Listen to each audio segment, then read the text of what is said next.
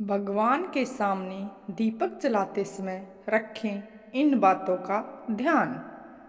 हिंदू धर्म में भगवान के सामने दीपक जलाना महत्वपूर्ण होता है।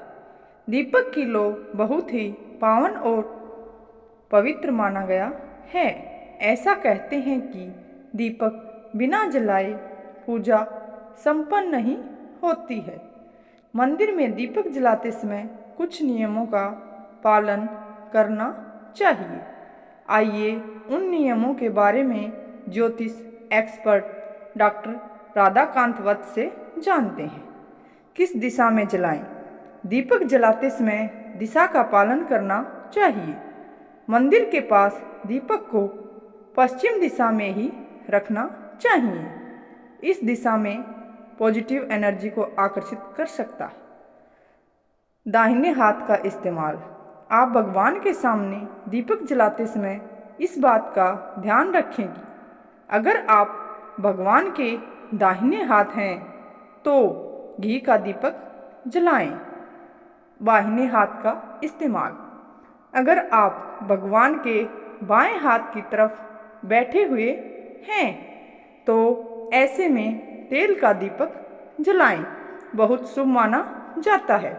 वैसे घी का दिया ही शुभ होता है, खंडित न हो दिया। घर में दीपक जलाते समय ध्यान रखें कि दीपक खंडित नहीं होना चाहिए।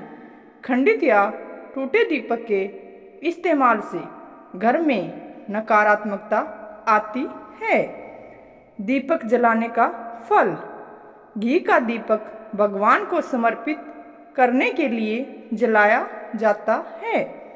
वहीं तेल का दीपक अपनी इच्छाओं की पूर्ति के लिए जलाया जाता है। दिए की बत्ती।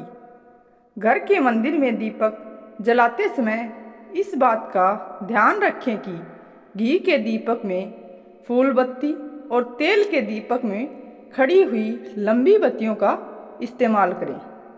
दिए की बत्ती की दिशा। दीपक की बत्ती की दिशा में हमेशा भगवान की तस्वीर के सामने होना चाहिए। शास्त्रों में सीधी बत्तियों का इस्तेमाल करने के लिए ही कहा गया है।